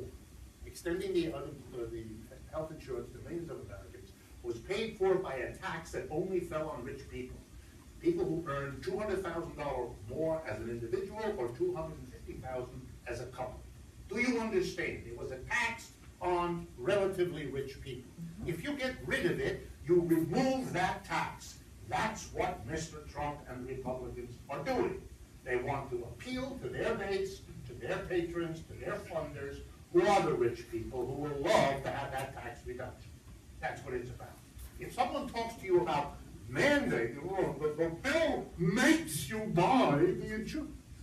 We are mandated to do everything. You know why you have to go to elementary school in America? Because there's a mandate. And if you don't send your kid, we arrest you. So there's a mandate. You have to have car insurance to drive your car on the road. It's a mandate. We don't want that. You already live in a world of dozens of them. This is, to use the same technical terms before, bullshit. Okay? It's about taxes.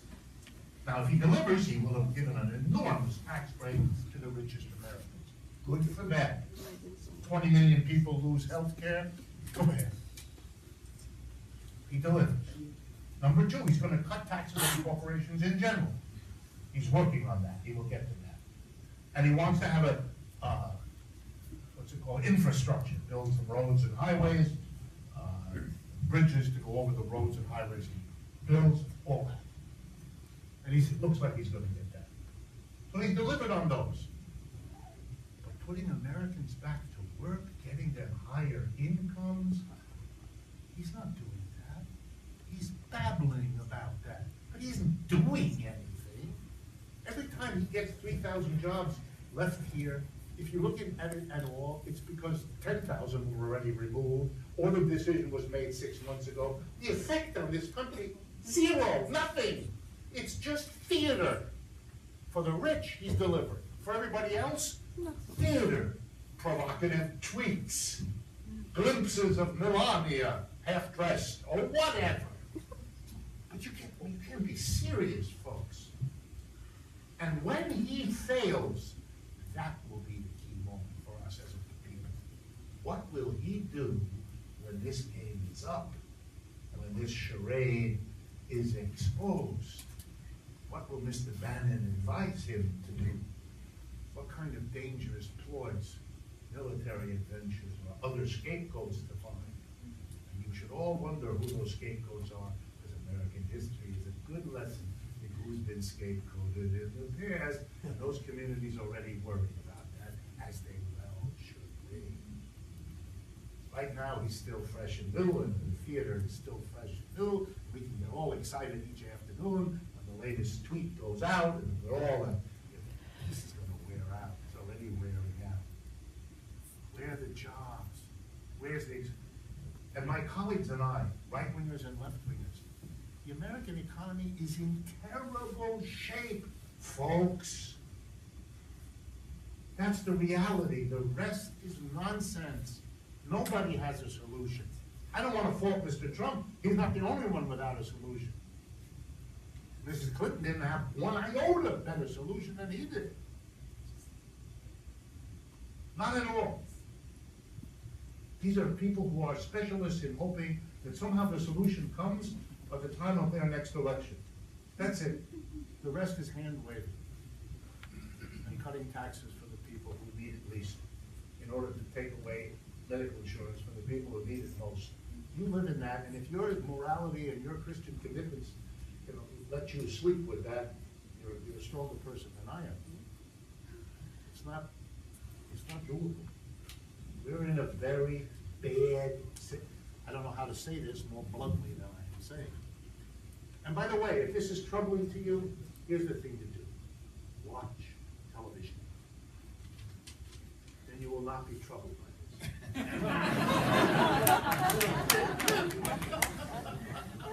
While I don't mean to insult anyone on your economics faculty, I am unaware of any of it, so I cannot consult them directly. But if you're not learning about these things in your economics classes, then you ought to wonder about that too. You ought to wonder about that too. Our European allies are becoming less of our allies every day. They look at this latest government as a sign you better figure out your own path, because we don't know where these crazy Americans are going. That's the reality. The Chinese are making the same calculation. And for those of you who wonder about the Chinese, don't wonder. That's now the #2 economy in the world. And what they do in the years ahead is going to be more important than what any other country on earth does. They made a bet 35 years ago that the way to become a big powerhouse in the world is to produce exports for Europe and North America and Japan, which is why you are, putting your morning toast in a Japanese toaster or buying a Japanese Toyota or whatever the heck it is. This is the reality. You're going to have to live with it. And all the rest is just theatrical noises which are pushed on the American people because of that low level of literacy, because the Americans haven't yet kind of caught on. You have to learn a little bit about the economy so that you're not vulnerable to being told silly stories about what's going to happen and what's awaiting you, and all the rest of it. Particularly those of you that are young, you're entering the part of your life when you're going to look for a job, and you're in an economic situation that is very, very poor, where the export of jobs and the import of immigrants and the robotization of jobs is killing your future, unless you take it in hand and do something.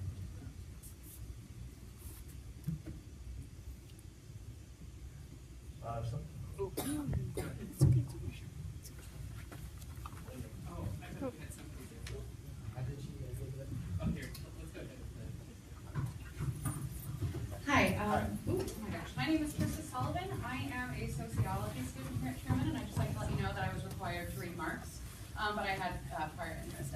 Victoria Mayer was the professor that required me to do it. She was here earlier. But that's not my question. I think you briefly started to touch on this topic, but as we know, Karl Marx states that the society is controlled by the bourgeoisie, the ruling class, what we consume, what we produce, what we believe. And I believe that the largest form of social control currently in the United States is mass media. How do we overcome that form of control? As you were saying, there's a reason we don't know these things in the United States. How do we overcome that? Okay. I have a real simple, almost simple-minded answer. We allow social media, the major social media, to be privately owned capitalist enterprises. If you have private capitalist owned enterprises controlling your social media, you can't be surprised if they carry information that's consistent with who they are, what they believe, and what they want, and that they're particularly not very good at carrying information or ideas or theories that are against what they want. Doesn't mean they'll never do it, but your odds are poor. Okay, well, what do? We made a stab. We made a stab at it 30 years ago. We developed a national public radio system, a thing that was a public service, NPR. You can assume you have that here like you do in most parts of the country. Well, you know, there are societies in which it is simply understood that the mass media are simply not to be in private property hands because it skews the information you get, it skews it shouldn't be. It's a public service. It's not it's like not allowing the police to be privately owned or the fire department to be privately owned. We want that to be a public service that is in some sense responsible to all of us. And even if it isn't, it's more so than if it were a private enterprise making money. You know, this is a criticism of many things besides the media. We depend on money, on the money that we use to buy everything. Why do we permit the quantity of money to be determined by private institutions called banks, whose number one priority, they say, is profit, making profit for themselves? Okay, if we want the money system to be what's good for us as a society, you don't put it in the hands of people whose first priority is something completely different, namely their private profit. You don't do that. Why do we do that with mass media? Why don't we have mass media operated by commissions that are elected, that represent the people who watch the media, the people who produce it in a democratic way, to allow different interests in the community to talk about what should be on there, to have a hearing if they're distressed with what there is or what there isn't, that they would want. Come on, how hard is that? We have public schools. Why don't we have public media in the same proportion? Most people go to public school. Private school is a minority. You want to leave it, okay, but then make the big part, the public, that we are all in charge. What's this fear in the United States? Where did the ideology take root in America? That if it's public, it's somehow bad, and if it's private, it's somehow, what is that? There's no rhyme or reason to it. There's no empirical evidence. I can assure you, for every example you can give me of a public entity that screwed up, I will give you a matching example of a private entity that screwed up. Well, let me give you two. Over the last 5 years, every major automobile company in the world has been exposed and convicted and fined for killing us. General Motors did it with faulty ignition.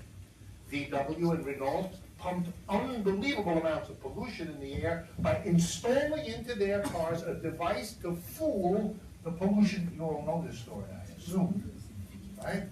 The Takata Corporation in Japan was caught with those exploding airbags that could kill us. Every one of these is a private company. Every one of these hid what it had done badly in order not to hurt its profits. Is there an example of a private, profit-driven company that shouldn't be allowed to be that because it endangers the public welfare? Automobiles. Let me give you a second example. Banks. Every major bank, Citibank, Wells Fargo, you name it, Bank of America, has been caught and paid billions in fines for the following things: laundering criminal money, manipulating interest rates, the LIBOR scandal in London, manipulating foreign exchange rates, helping to cause the meltdown in the subprime mortgage market, and charging us fees that they had no right. I mean, everything they do, they did fake or criminal. And we talk about a regulation. What? You must be kidding. We've been regulating banks since day one. It doesn't work. How many examples do you need? We can't have a private banking system because it doesn't work. Have other countries used public banks? You betcha. Most savings banks in Germany today are public. Most of the commercial banks in France today were public. Crédit Lyonnais, Bank of Paribas, you know, the big French bank. There's lots of experiments and experiences with public, we don't need, oh, for those of you who don't know, the United States has a public bank. How many of you know this? Good. The state of North Dakota, not typically at the forefront of progressive change. I don't mean any harm to them. I love all people in North Dakota. But the Bank of North Dakota is a public bank. It's owned and operated by the state of North Dakota. It's a public bank, not a private bank. It's a public bank owned by the government. Can you imagine? And how long have they had this operation in North Dakota? 101 years. Republicans and Democrats have tried to get rid of it. The people of North Dakota won't let them. All the big banks tried to get rid of it. The people of North Dakota won't let them. Here's how the bank works. Every bit of money that is given by the citizens of North Dakota to their state government, the taxes you pay, the hunting license you take out, the dog license you take out, and whatever, the fine you pay for, whatever, all goes into the coffers of the government of North Dakota, which deposits it in the Bank of North Dakota. That way, all the fees and everything go into the Bank of North Dakota, whose profit at the end of the year is taken by the Bank of North Dakota and given back to the government of North Dakota, which therefore can tax its people less, since it doesn't need to tax them, since it gets the profit from the bank. So that's what Bank of North Dakota does. That saves the state of North Dakota millions of dollars that they otherwise would have paid to big New York banks, which they don't do anymore. So if you didn't know that, guess why you might not know. It's only 100 years old. It's only terribly successful. It's only fought for like crazy by the people of North Dakota, but you don't know about it. What about all the European banks that are public? On and on and on. That's why you have to have public media. With private media, no. Are you up for more questions? Sure. Oh my goodness.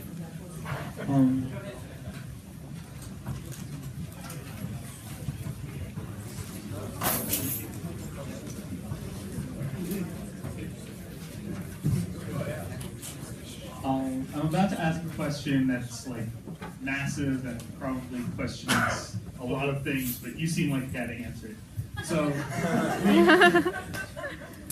democracy's been around for a while, obviously, and a lot of what you're talking about is a lot of emphasis on democratic systems and voting. Right. Democracy, over the course of history, has had very mixed results. Some very good, some very bad. We've seen on all levels, from government to local, even to like places like labor unions, it's been subject to corruption. And you even mentioned yourself that the public is fairly, in some ways, underinformed or misinformed.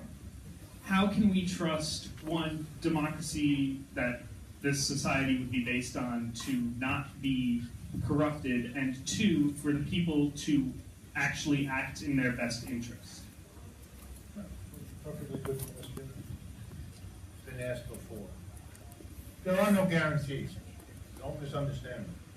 If I had a magic bullet of the thing that I think we should do that would solve all our problems, I'd be selling it. There is no such thing. So democracy isn't going to cure everything, isn't some kind of magic that's going to solve. We still have to worry about a whole host of problems that will still be there. But it's like saying, if we get rid of slavery, will everybody be happy? No. But it's an important step. It's a step in the right direction.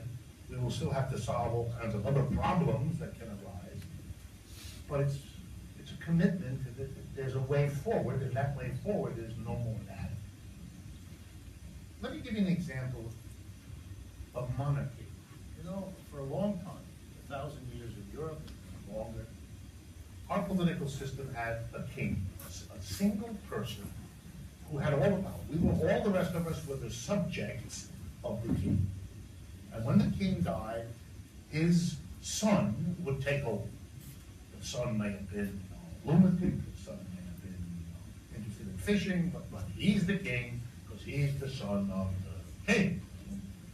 And at a certain point, human beings said, that's intolerable. We're not- And they didn't do it out of a naivete. If we have a parliament and elections, everything will be wonderful. I mean, there were some people who got carried away like that, but most people, they thought it was important to stop having one person have this absurd kind of power. And that's all that's being said here. We can make some demonstrable steps forward by democratizing the enterprise. We would have done it long ago. Let's do it now. But no illusion that it will avoid all corruption. No, it'll have its problems. A democratic economic system will have different problems from the one we have now. Not no problems, different problems. Let me give you a parallel that may be relevant for some of you. Some of you look with great anticipation or anxiety upon the institution of marriage. And you imagine to yourself, especially if you're single and not happy in that situation, that if only you can get married, your problems will disappear. This is a recipe for disaster.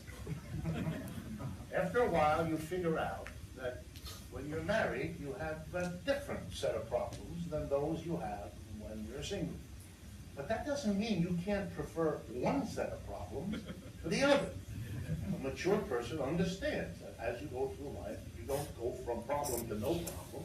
You go from one set to another, and you weigh the best you can, and then hope for the best, knowing that there's always uncertainty and you can't be sure. That's what we're talking about. Capitalism, let me push it a little bit, at least to let you know where I'm coming from. It's over. You want my own opinion? We're done. Capitalism is done. It's done here, it's done pretty much everywhere.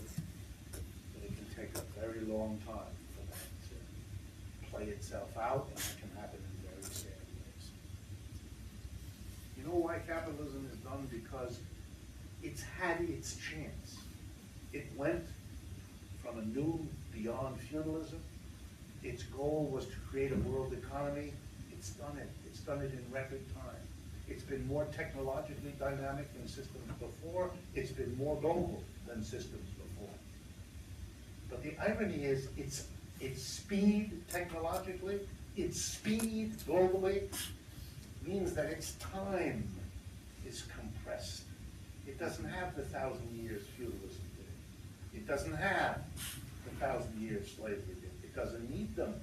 It's played its role in human society, and I think it's done.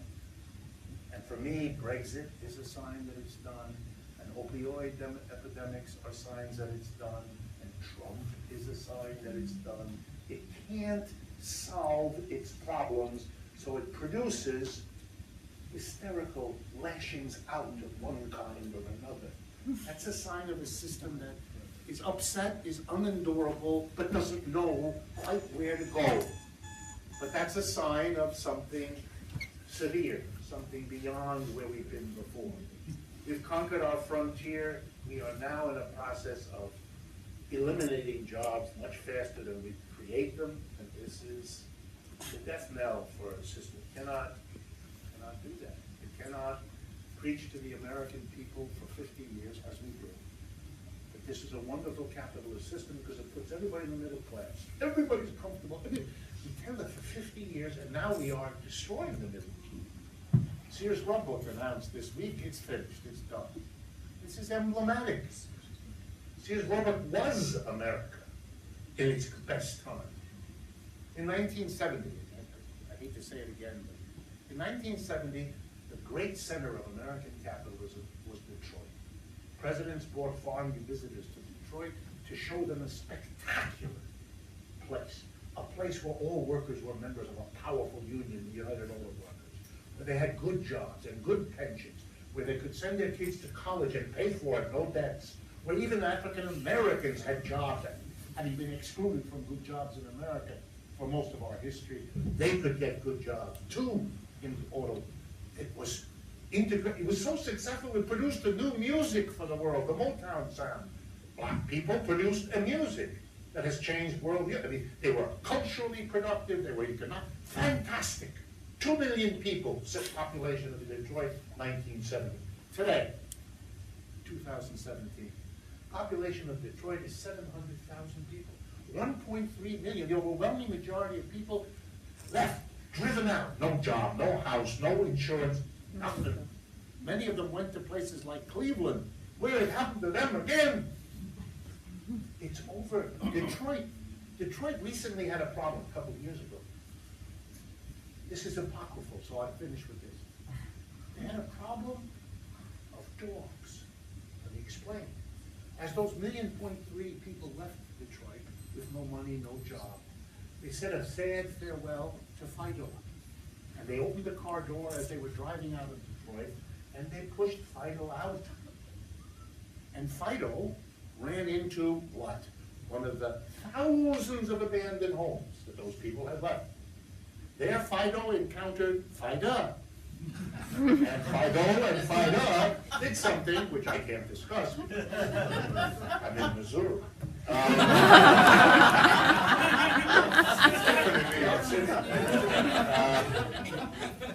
So you produce an enormous number of dogs. Meanwhile, Detroit, because all the people are leaving, has no tax revenue. So what Detroit did is it laid off the dog wardens. Uh-oh. You got nobody to pick up the strays, and you've got the multiplication of dogs like you've never seen. So 3 years ago, Detroit appeals to the state of Michigan to help them with, ready? A plague of wild dogs in the center of Western capitalism. You laugh. It's the end. It's the end. This is so absurd, you realize, what? The people are gone, have been replaced by wild dogs, who are now becoming a danger because they get hungry and they attack children. So you got to do something. What? Cleveland is a disaster. Near New York City, we have Camden, New Jersey. For those who've never been there, go visit Camden, New Jersey. You will not believe it. It looks like whatever a bombed-out Beirut would look like. That's our country. As an economist, I got to tell you, the future of the United States looks like Detroit, or Cleveland, or Camden. I was born in a place called Youngstown, Ohio. That's another one. What? These are signs, folks. These are big signs. Can I know the future? Of course not. Is my sense that it's over, premature? Could well be. I've never thought this before. I'm not an alarmist. I've always admired capitalism's resiliency, its ability to keep going, and so I don't see the solutions. If we, for example, if Mr. Trump carries out his threat and says there'll be a tariff, we won't let foreign goods come in here, do you understand what this is? A declaration of war on the People's Republic of China. It's also a declaration of war on most of the major American corporations who have poured hundreds of billions of dollars into the People's Republic of China to build and operate the factories which ship all that stuff back here. They will lose that. The profitability will be gone. But for China, it's a much bigger stake. China has, over the last 25 years, moved roughly 400 million people from the countryside to which they cannot return to the cities, from Beijing in the north to Hong Kong in the south, along the coast, which is the industrial heartland of China. Those people have to work. And what they work at is to produce exports for Western Europe and North America. You shut that out, this society cannot function. What will the Chinese army, military, nuclear weapons, what are they going to do if you threaten them like that? What are they going to do? You have to think, otherwise you're living in a bubble of make-believe. These are times when the United States is in such a mess, a president has to make noises like that, which terrify them, and they're going to take steps. Where does this stop? Who makes a mistake in this tit-for-tat game? That's where we are. The reality is, you're in a society that cannot solve its problems. It doesn't know where to turn. Votes for somebody who's not serious, because the conventional politicians clearly don't know what they're doing. That's why he won against the Republicans in the Republican primary and then defeated Clinton later, because those conventional politicians have proven they can't solve the problem. For people who let's try this clown, maybe he can. Well, we'll see. Maybe look, miracles are possible. But right now, you're better odds buying lottery tickets. Thank you all for coming. It's been like over 2 hours. So yeah, also thanks for sticking around. If you are interested in this type of analysis or way of thinking where you feel that a third eye just opened up in your forehead, please check out Professor Wolf's website. It's rdwolf.com. And the other website they maintain is democracyatwork.info. And that's just spelled out, right? Yeah, if you're democracyatwork.info, anything and everything you could ever dream about working co-op is there. That's why we keep it there. It's available 24/7, no charge ever. It's the work we do. We also have a radio program once a week, as William said at the beginning, but you might be interested. I've been doing it for 5 years. It's now both a radio and a television program. The television program is me doing the radio program, rather like this Rush Limbaugh. But the content you'll see is a little different. Anyway, it's now part of something called the free speech TV system, which goes to about 40 million Americans. So that I want you to understand that whatever it is you heard tonight is now part of what is happening in the United States. Please don't think the things I say to you are different from what I say on the radio or the television or everywhere else. America is changing and changing fast. And it isn't just on the right wing, the Tea Party or Trump or any of that. That's happening and that's important. But on the other end of the spectrum, where we are, things are changing very fast as well. Thank you very much for coming.